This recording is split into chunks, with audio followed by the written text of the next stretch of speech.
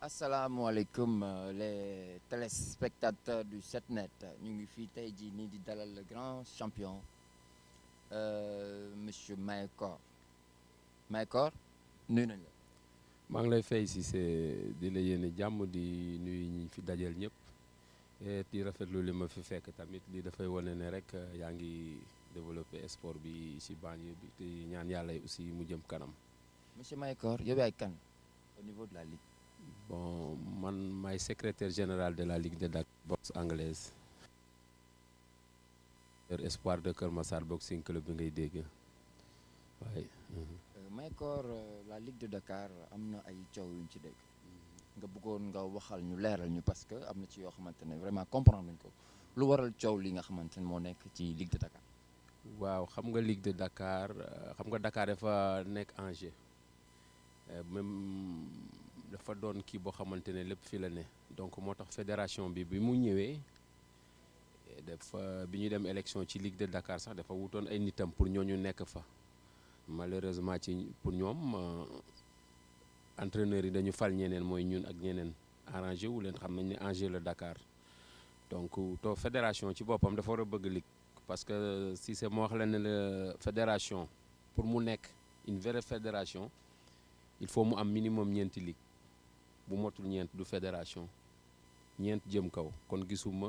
pourquoi fédération war a mun di koñe ligue wala di ko xeex to ligue dafa doon loo xamante ni ñuy falee fédération noonu la ñuy falee ligue élection la ñuy dem ñu fal donc amul lu fédération mun a empêcher Ligue de Dakar mu doxal ko fii ci biir Dakar selon arrêté ministériel numéro 12529 ME JPS du 31 août 1966 relatif au comité directeur de regroupement sportif foofu article 4 bi dafa wax ne regroupement yi surtout la ligue bu fekk au niveau régional moom moo war a doxal district yi communal arrondissement ñoom yooyu lañ bu dee fédération sur le plan international donc fédération dafa war a doon comme koo xam ne dafay jaay en gros dafay pousse gars yi rek ñu dem di ñëw mais warul imprégné wu comme ni mu koy defee nii mais xam nga fédération bi ay businessman ñoo ko yor ñëwuñu pour dundal boxe mais dañuy ñëw pour duut lu ñuy dugal seen poste moo waral tiraillement bu métti boobu ngay gis suñu diggante ak ñoom parce que ñun tamit xam nga dañoo boxe ba bàyyi to donc ñëw mënoon a dem ci leneen mais dañu ñëw toog ci boxe bi di ci def suñu xaalis di ubbi ay salle di former ay xele donc képp ku mun a ñëw da ngay dem bàyyi ñu fi da ngay dem bàyyi ñu fi donc ñun pare nañu daal lépp pour sauver le noble art fii. mais boo dama dégg sa kàddu nga ne ay businessman la businessman c'est-à-dire le président de la fédération sénégalaise de boxe wala ñi nga xamante ne ñoo nekk ci boxe ban sens nga mën a expliquer le mot businessman pour ñu mën ko comprendre parce qu'une fédération c'est une fédération donc mais boo jëlee fédération ne business vraiment day xaw a tey ci xelu nit ñi donc bëggoon nañ loolu nga leeral ko bu baax. waaw loolu xam nga Mamour Sène xamul boxe te boo xoolee fédération Mamour Sène moo fa nekk ak Anta Gueye Cheikh Tidiane Boye mu ngi nekk fédération sénégalaise d'athlétisme ñëw dugal loxoom ci boxe bi te loolu article 17 règlement bi daf ko tere munu cumul de fonction dañ ko tere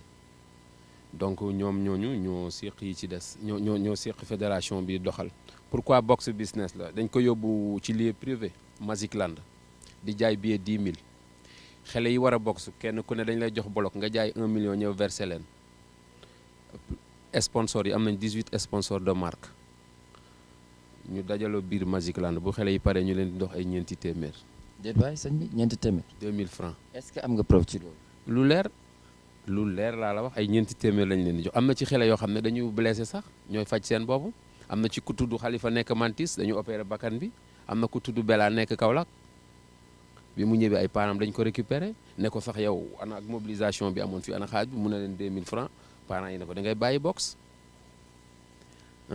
xale bi boxe final keroog ak naar libanais bi baara actuellement bopp bi day métti. mais ana assurance licence yi. non ñoom bi ñu jëlee xaalis bi ba pare amul licence amul assurance xale yi nga gis ñu boxe yëpp amuñu licence amul assurance man mii di wax ak yow li gën a indi sama jàppante ak ñoom dama jëndal samay compétent ay licence ba léegi fi ma wax ak yow amuma licence te xale yi boxe nañ benn yoon ma retiré leen boxe nañ xale yi boxe nañ année ba mu jeex amuñu licence amuñu assurance. loolu c'est grave. c'est grave. Mamour Sène xam nga moom presque fële lañ ne woon amatuñu xaalis ñëw fii voilà di profito di defaru ci kaw boy daal. mais monsieur Mahécor li ngay wax nii c'est pas est-ce que de l'acharnement rek est-ce que li ngay wax nii vraiment moom moo am quoi parce que li ngay wax nii ay révélation yu grave la est-ce que nekkul acharnement ci fédération bi rek wala yow vraiment li ngay wax ni moo am. non fédération man amul ku ma gën a xam luy daw fédération parce que man de début ba léegi maa ngi si biir et puis man dañ ma ci fekk ñoom maa leen gën a xam boxe naa ba bàyyi man 2000 laa njëkk a yëg ci ring di compétir te boobu ba léegi génnuma milieu bi maa ngi si di former ay club di former ay jeunes yu boxe bi ñu leen di fal sama kanam li ci xew yëpp xam naa ko bu ma nekkoon ku ne ci biti mais man responsable fédéral la licence bu nekk Dakar to kase wuñ ko ñun waa Ligue de Dakar baaxut ba ci affiliation gis nga li ma la wax nii balaa nga koy xam ñu dem élection ba war a fal képp koo xamante ne sa licence kase wuñ Ligue de Dakar kase wu ko reconnaître wuñ la Ligue dafay jouer un rôle intermédiaire entre les clubs et la fédération Ligue kenn mënu ko génnee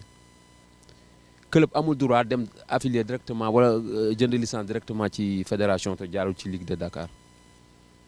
donc gis nga mais comme ñoom ci précipitation la ñuy dem to dañuy sillonné rek peut-être bu ñu jógee fii sax ñu ngi feneen ay businessman la ñu ñoom loolu moo indi moo parce que au début dama déggoon ñuy wax fédération sénégalaise de boxe et de discipline associée xaw ma c'est-à-dire pour loolu am nga ci jàngat c'est-à-dire man li ma xam ci yëf yi mooy soit c'est la fédération sénégalaise de boxe point ça s'arrête là discipline associée noo jàngatee loolu ñoom ñoo ko def ma lay wax sax même seen dossier yooyu ñu yor noonu di ko joxe lu ñu false la bokkul ak règlement bu baax bi ñun moom la ñu joxoon début pour maîtriser ñu mun a topp seen ginnaaw mais avec le temps ñun dem nañ boo xam dem ministère am lu baax fédération de boxe rek moo am loolu ñu ci yokk amu ci fédération de boxe anglaise rek moo am yeneen yooyu ñu bëgg a kii ñooñu am nañu ay fédération kii boxe yooyu yëpp ñooñu ngi ak seen ay fédération to fédération bi li tax mu garaaw même seen secrétaire général bi ngay gis Anta Gueye taekwondo la nekkoon ñemu fa jaar dañ ko sanctionné 7 ans pour ay bêtises yu mel nii mooy pata boobu ngay gis dañ ko sanctionné 7 ans. kon moom warul fédéré fenn dans le milieu sport. jubul mais ku ñu aj juróom-ñaari at. lan moo tax ñu aj ko lan nga jox ñu une preuve. non exact xaw ma mais dañ ko aj moom. dañ ko aj juróom-ñaari at. 7 ans arbitre international la woon waaw donc pour wax la rek ne la ñu jub newuñu fa fédération bi dañuy wut xaalis rek ëllëg si biir bu tasee ñu daw dem wuti leneen dañuy sillonné di dem. mais dafa am leneen loo xamante ne vraiment dafa am man mu ëllëg ma mooy comment on appelle la direction technique qui gère la Ligue de Dakar. Man, je crois que la direction technique son rôle c'est de gérer le côté technique par l'administration de la Ligue. yéen ñi nga xamante ne nekk ci ligue vraiment loolu gàcce la pour boxe fii ci Sénégal bu ñu demee ba Ligue de Dakar ñàkk amatul direction technique di ko gérer loolu problème la yan tànk ngeen taxaw carrément pour vraiment loolu dañ parce que voilà ngeen wax ñu ko ñu xam. donc dem nañu ci inspectrice régionale bi nga xam ne mooy suñ tutelle def naa mémorandum jox naa ko jaar na ci kilifa yëpp jaar na ci gouverneur de la région waa ci ministère. donc li ñu war a def yëpp daal def nañ ko jot nañ kilifa yëpp léegi nag ñun li ñuy wax rek mooy ñoom ñu jël seen responsabilité parce que ñun duñu nangu mukk ku ñëw jóge fële pour saboter art bi wala nga wut ci xaalis dem dafa war a jaar loon li war a jaar yoon dafay jaar yoon te ñoom dañuy wër di utiliser le nom du ministre des sports pour légitimer seeni activité yu bon yooyu ñuy def seeni falsification yooyu ci turu ministre bi la ñuy jaar naan ministre bi moo ñu accordé lii moo ñu accordé lii kenn ministre bi lu bëri du yegg ci moom. loolu c'est grave. non lu ci bëri du fa yegg tey fa la ñu jógee tey suñu dossier mu ngi ci DAGE bi ba léegi moom lañ doon kii ñu joxati ñu rendez-vous lundi donc direction technique bi ñoom ñoo ko tuddee direction technique sax mais direction technique amul parce que naar bi amul diplôme. naar libanais bi amul diplôme mun nga am diplôme sax te doo mun a nekk directeur technique directeur technique il faut nga am 2e degré wala 3e degré. Parce que directeur technique c'est le summum du savoir en sport. voilà am na fa beneen jeune xaw ma nan ñaala moom c'est un suiveur voilà loolu la fa nekkee parce que xam nga adjoint directeur technique amul fenn mosoo ko dégg amul ci benn discipline directeur technique moo am te directeur technique proposition lay doon ministre bi xool ndax kii li mu war a am pour nekk directeur technique am na ko ou pas mu doog ko kii mais les turu directeur technique la tur bi rek lañ fa nekk nii di profito aussi di def seeni manipulation mais ba léegi directeur technique amul naar libanais bi amul diplôme naar libanais bi daf leen di indil sponsor loolu moo tax ñu am lu ñu koy neexale xam nga moom it comme il n'a rien compris kii lay doon ci moom muy jouer la mégalomanie mais en réalité y a rien voilà loolu la. mais nag monsieur Mayakor gis nañ ni fédération bi organisé na ay gala yu bari yu mag donc aussi ça se voit quand même boxe baa ngi commencé di yëngatu wala yow ci gàttal yëngatu ci boxe bi yemul ci organisation rek wala dafa yem ci yeneen fànn yoo xamante ne comme booy gis seen bopp daal vraiment yow ci boxe bi parce que aussi boxeur bu boxe ba pare wàcc ñu lay jox 2000 francs ah vraiment c'est loolu lu rusul la.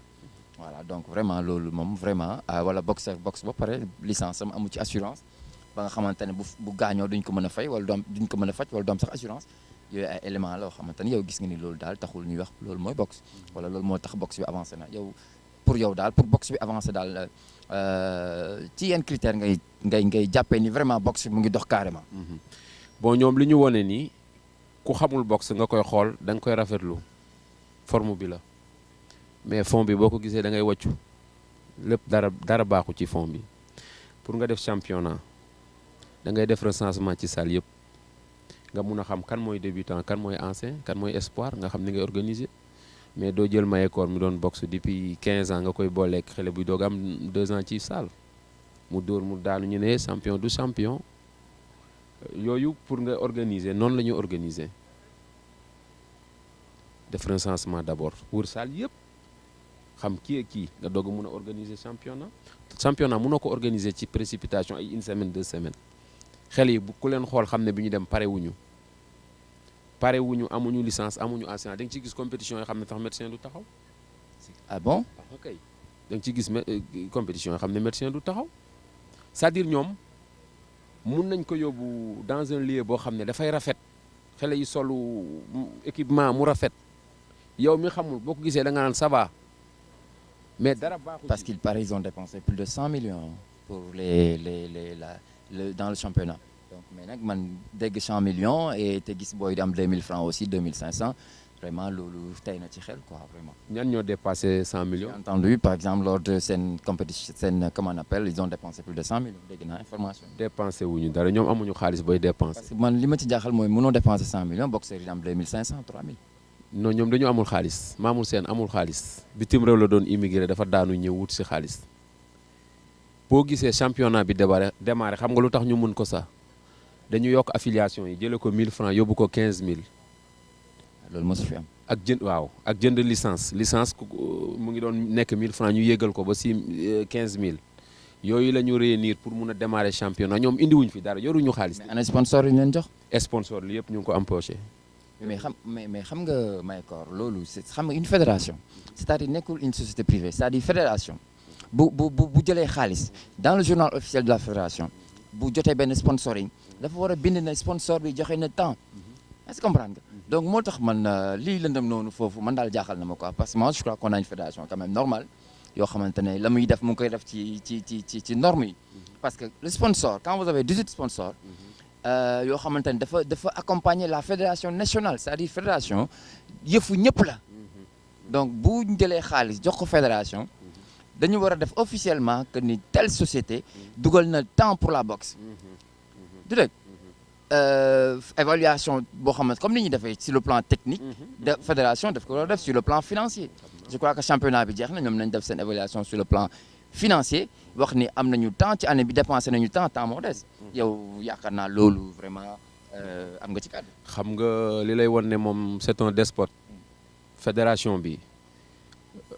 fële la daan nekk stade Demba Diop mu toxal ko yóbbu ko ci entreprise am Mawor. le siège waaw nee na foofu la nekk chaise bi foofu la nekk donc bu doon stade Demba Diop la tey ñun dañ fay am accès bu ñu fa bëggee yóbbu dossier wala lu ni mel mais tey fi mu nekk foofu ñun amuñ fa accès ak ni ñu mel ak moom tey boo fa demee sax mun nañ ne dafa ñëw fii di ñu attaqué c'est-à-dire ñoom nañu am xaalis ñoom soxlawuñu lu baax wala lu réglé nañu am xaalis rek la ñuy wut assemblée générale annuelle bi waroon na am ba tey amul assemblée générale annuelle fédération bu ne def ko war a def mun a présenter bilan bii ngay wax ak li mu nar saison à venir amul yooyu yëpp amu ci ancien président de la ligue actuellement mu ngi téye xaalisu ligue de Dakar affiliation yi licence yi ak suñu part ci sponsor yi parce que territoire du Dakar c'est pour la ligue de Dakar kooku dossier boobu mu ngi tribunal jox nañ ko procureur kooku moom mu ngi ci yoon léegi mu des suñu dossier ak la fédération parce que dañu am matériel bu toll ci 125 millions 250 000 waaw surtout matériel boobu parce que maa ngi dégg ci benn émission ñuy wax luubalu ci am donc ma bëggoon nag nga leeral Sénégalais yi matériel boobu naka la demee. matériel boobu qualification yi ñu doon def fii pour dem Jeux olympiques yi fu mu amati Japon zone bi nga xamante ne yow yaa war a organiser qualification yi dañ lay jagle lépp luy accessoire u boxe ay ring am nañu 2 ring olympique ak 6 ring d'entraînement gants casque dàll yooyu mun a ko compter ay conteneurs c'était 6 conteneurs matériel boobu nag konos lañ ko joxoon président Oumar Ndiaye président des entraîneurs nationaux moo ko ubbi woon wàcce ko ci conteneur bi monté ko démonté waat ko donc matériel boobu bi mu yàggee ci konos bu ñuy def démarche ba konos jël ko jox ko fédération depuis def na 8 mois ci fédération wala 9 mois ñuy xaar to xam nga ne ñu ngi jëm ci Jeux olympiques 2026 war a préparer wu xale yi joxuñu matériel bi non seulement jotuñu ci matériel bi mais ñun gis nañ ne matériel bi ñu ngi koy jaay dans une salle privée nekk ci wetu palais bi ku ñuy wax Mohamed Awdi moom ko naaru libanais ñun loolu c'est un tremblement de terre daal loolu mënuñu ko comprendre association yi de la boxe anglaise ñu jagleel leen matériel ñu waroon a amee fii seeni matériel ci biir dëkk bi ameetuñ ko foofu pays étranger jox leen matériel ñu war cee jël préparé wu fédération bi jël ko jaay ko ay naaru libanais ay commerçants c'est ignominie. là c'est grave. fekkee loolu am na mais c'est grave. may téye sa loxo ba ne la salle baa ngi nii ring bii ci ring yi la bokk waxantuwuma lu palpable laa la damay téye sa loxo ne la ring baa ngi nii yëpp ci matériel bi la bokk mu ngi fii ci lagon wetu palais bi benn naar libanais bu nekk foofu tudd Mohamed Aw bi te salle bi salle privée la ku fa entraîné ku fa def séance da ngay fay c'est-à-dire nga jël suñu matériel aménager ko salle bi nit ñi di ñëw di apprécier di entraîner di la fay ngay empoché détournement d'objectif la escroquerie à grande échelle Mamour Sène Cheikh Tidiane Boy ak Anta Gueye c'est ignominie yii la ñuy dund quoi boo xamul nag nga sori la da ngay yaakaar ne lu ne la kooku dañ ciy dem dañuy jël avocat ñu xool moo xam OFNAC la jëm wala ci procureur bi pour mu leer parce que tamit mënuñu rek xale yi ne ci banlieue bi jël ay saaku di sol saaku fëgg jaay di dóor te ñu am matériel bu toll ci 125 millions ñetti nit bu ko jël Cheikh Tidiane Boy lu muy def fii fédération athlétisme laaj na fa ñaari yoon amul récemment lañ ko gagné élection fi mu demee élection je crois mook Jaba la njëkkoon na ko laaj amu ko mu demaat élection pertaat ko yow athlète mënuloo am ci fédération athlétisme dara ngay ñëw ci boxe yow mënuloo jiite sa kër en tant que athlète nga bëgg a ñëw ci boxe donc te loolu règlement bi daf ko tere Cheikh Tidiane Boy amu fii place donc boo xamul boxe bi da nga naan mais c'est ignominie waaw. waaw tey ñu wax nag ci ligue bi nag. vraiment man bëggoon naa yow ak le président Mbodj. ngeen toog ngeen waxtaan. parce que Mbodj c'est une personnalité de la boxe. yow aussi personnalité nga ci boxe. te yéen a moom léegi yéenay kilifa ligue. Mbodj mooy président yow yaay secrétaire général. moo bëggoon est-ce que mën naa la ñaan may koor tey jii nii. ak différent bi ngeen am yëpp. ngeen toog waxtaan. récupérer seen ligue teg ko ci yoon. lii laa est-ce que yow may nga ma loolu yow monsieur Mahécor est-ce que may nga ma sax yow man ma def démarche yooyu est-ce que tu es prêt à s'asseoir avec Mbodj waxtaan différent bi ngeen am yëpp ngeen réglé ko une bonne fois. boo bëggoon suba man luy doxal boxe rek maa ngi si mais nag comme mën a doon aussi boo ci nekkee ni ngay doxale bu du noonu ma ne du noonu man du ma complexe et puis du ma yaakaar dara pour bañ a wax dara man Mayakor laa tudd sant Faye séeréer laa ceddo laa am na yoo xam ne doxuma ci daal man day leer rek waaw pour boxe bi jëm kanam amul lu ma ci bañ semaine passée laa yëkkati lu mot 200 000 def ko ci sama salle muy gant muy tapis muy lépp. ñëw naa ci salle. voilà donc pour wax la rek ne la dama bëgg boxe Mbodj bu bëggee doxal na ñëw doxal ci yoon rek mais am na yoo xam ne jeu yooyu bu ci nekkee day indi coow rek te du ko doxal parce que nag dafa fàtte ne liggéey fi passé ak liggéey bokkul liggéey ñun dañu déterminé pour sauver le noble art voilà. dina vraiment li nga wax ni bu ko Mbodj déggoo am naa ci yaakaar dina ko rafetlu te moom aussi Mbodj vraiment yëf yi dox la bëgg et je sais que bu waxtaan amee rek différent bi vraiment dina mën na wàññeeku bu baax a baax naa ci dox jéego nag jëm ci sama kéemtalaay kattan et j'espère que Mbodj dina ma ko nangul parce que bon li différent bi yëpp peut-être li waral coow la yëpp mooy que ni le fait que dil bi xaw am tout jafe-jafe mais boo leen toogee waxtaan ba teg jëlaat seen yëf nag teg ko ci yoon vraiment kenn du leen empêcher ngeen liggéey donc j'espère que nous sommes tous de bonne foi et que Mbodj aussi dina accepter loolu dina comprendre loolu Mayakor sa kàddu bu mujj bu ñu la sant di la gërëm ci émission bi. waaw sama kàddu gu mujj rek mooy di wax autorité yi ñu jël seen responsabilité parce que bind nañ leen jaar nañ fi ñu war a jaar saisir nañ inspectrice régionale madame Dione mu yëgal ko le gouverneur de la région dossier bi dem ministère tey la ñu demoon nemmeeku ji dossier bi parce que def na fa 2 mois to gisaguñu dara donc li ñu leen di wax rek nañ jël seen responsabilité ëllëg ci biir lu ci mën a am ñu xam ne ñun li ñu waroon dox nañ ko li ñu waroon a def nañ ko parce que ñoom dañuy turu ministre bi la ñuy utiliser di wër Matar Ba réeroowul ak ñun moo ñu ni pour légitimer seen escroquerie yooyu donc kon monsieur le ministre na jël ay responsabilités am pour mun a lijjanti loolu sinon affrontement rek la ñuy mujjee ndax Dakar moom c'est pour la ligue voilà di la yéene jàmm di la siyaare yow it. merci beaucoup donc kon tey vraiment tey lii lañ leen indi woon fii tey émission bi nag le concept de l'émission amul nëbboo ci box bi donc dama ko waroon def sax déjà depuis le début mais bon c'est un concept bu ñu teg mooy amul nëbboo ci box bi donc képp koo xamante ne yaa ngi ci box dañ la woo invité la direction technique les entraîneurs tous les membres de la fédération képp koo xamante ne am nga loo war a wax aussi tu peux nous contacter aussi ñu ñëw jox la micro bi nga wax donc pour gàttal encore voici c'est amul nëbboo ci box bi leen santaat encore di leen gërëm wasalaam